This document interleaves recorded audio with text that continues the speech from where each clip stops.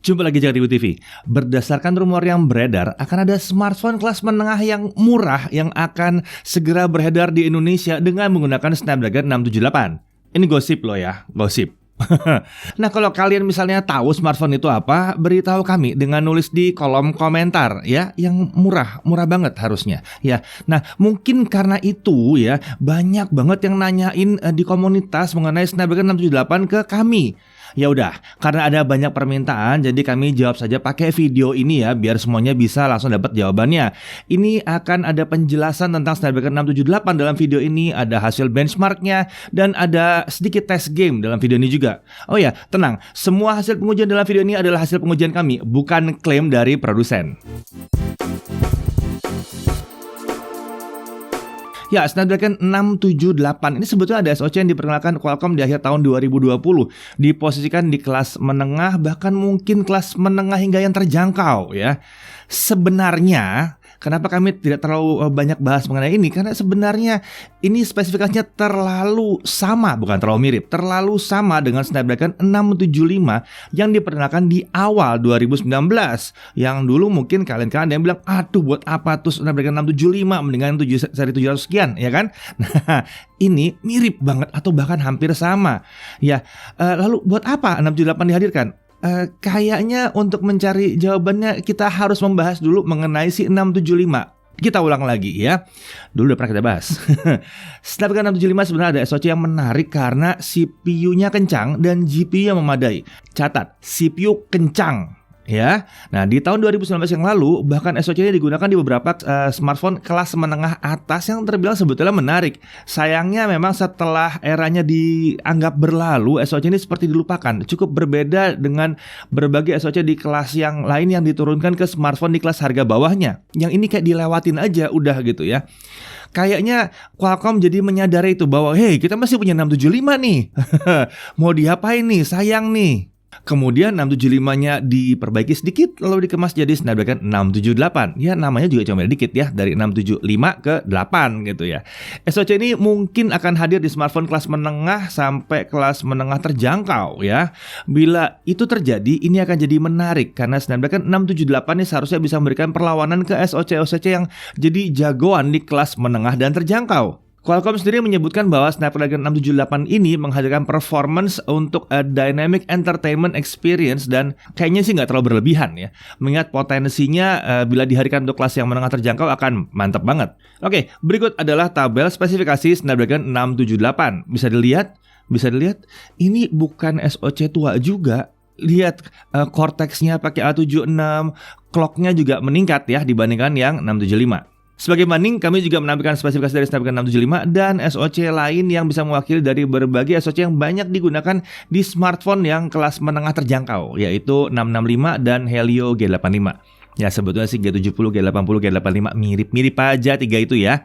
Nah, CPU yang digunakan Snapdragon 678 adalah Kryo 460 yang menggunakan Cortex berbasis A76 dan A55. Cortex A76 ini sebelumnya masih belum ada di SoC untuk smartphone kelas menengah terjangkau, baru dijumpai di SoC kelas di atasnya seperti Snapdragon 730G dan turunannya ya.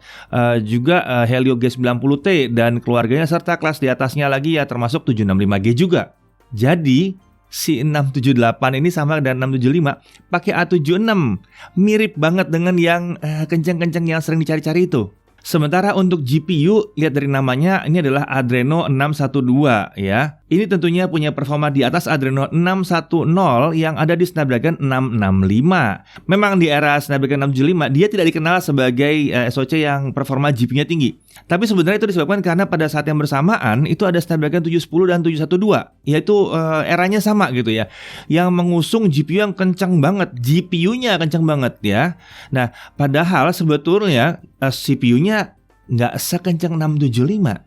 Jadi pada saat itu Qualcomm punya dua kombinasi yang aneh. Yang satu CPU-nya kurang kenceng tapi GPU kenceng, yang satu CPU-nya kenceng tapi GPU-nya yang kurang kenceng. Iya, 675 agak terlewatkan karena banyak orang berpikir bahwa semuanya akan dilakukan oleh GPU.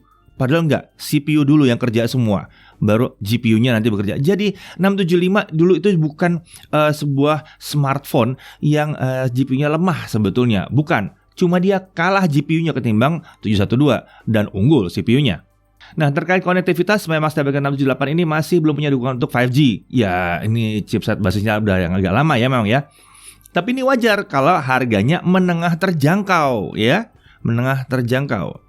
Kalau terjangkau banget 1 jutaan atau di bawah 1 juta. Menengah terjangkau maksudnya sekitar 2 jutaan ya.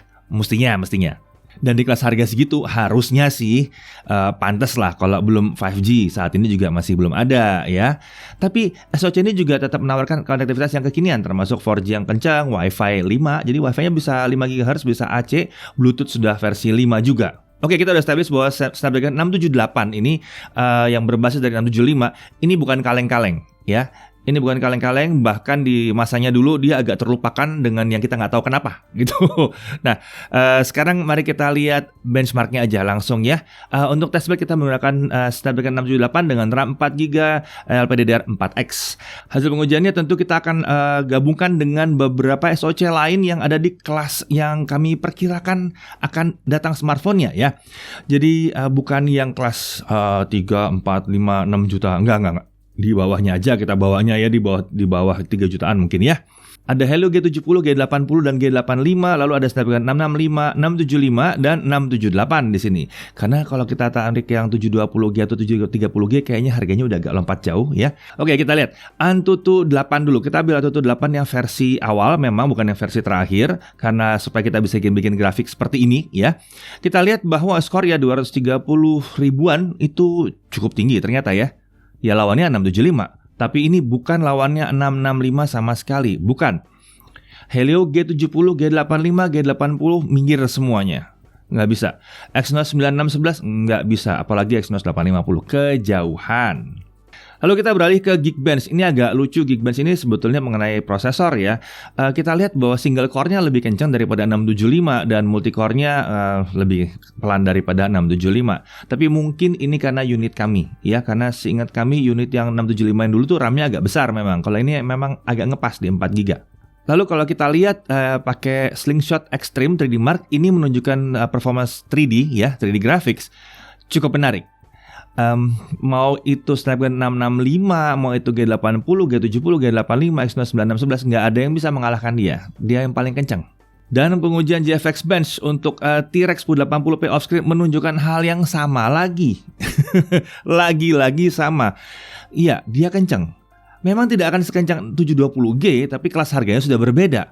Memang tidak akan sekencang 730G, enggak, atau 390T, enggak, tapi kelas harganya harusnya berbeda. Di sini kita lihat nanti ya. Tapi kelihatannya sih begitu.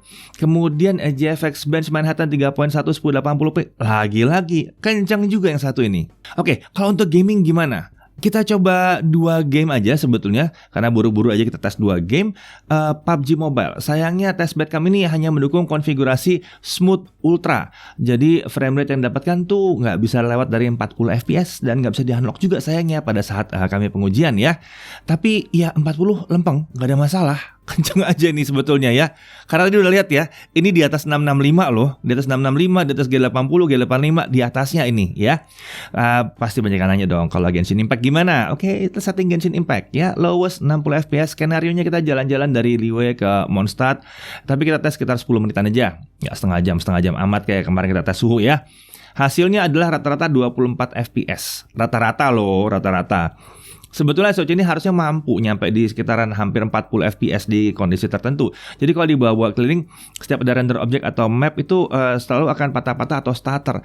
Kami agak curiga karena ini Genshin Impact mungkin boros banget terhadap RAM ya. Dan unit yang kami pakai ini saat idle RAM-nya sekitar tersisa 1,6 GB. Jadi untuk sistem sendiri udah mengkonsumsi sekitar 2 GB lebih ya. Sedangkan Genshin Impact itu biasanya konsumsi 1,5 sampai 2 GB tergantung kondisi. Jadi kemungkinan agak sedikit tergoda atau terganggu nih si Genshin Impact-nya ya. Ini sebetulnya kami udah pernah notice sejak pengujian Snapdragon 665 yang menggunakan RAM 6GB, di mana rata-rata frame rate-nya ada di 28 fps dan stutteringnya jauh lebih minim. Secara specs GPU dan hasil benchmark menunjukkan bahwa 678 ini lebih unggul dari 665, tapi kalau RAM-nya emang kurang asik. Balik lagi tergantung pada game apa yang kalian mainkan. Jadi sebenarnya si 678 ini harusnya sanggup mainin Genshin Impact apabila RAM-nya mungkin minimum 6 GB. Jadi mudah-mudahan aja yang datang ke Indonesia nanti itu ada varian 6 GB ya. Dan kalau harganya ya murah ya mantep banget. Bisa main Genshin Impact dengan smartphone di bawah 3 juta dengan asik.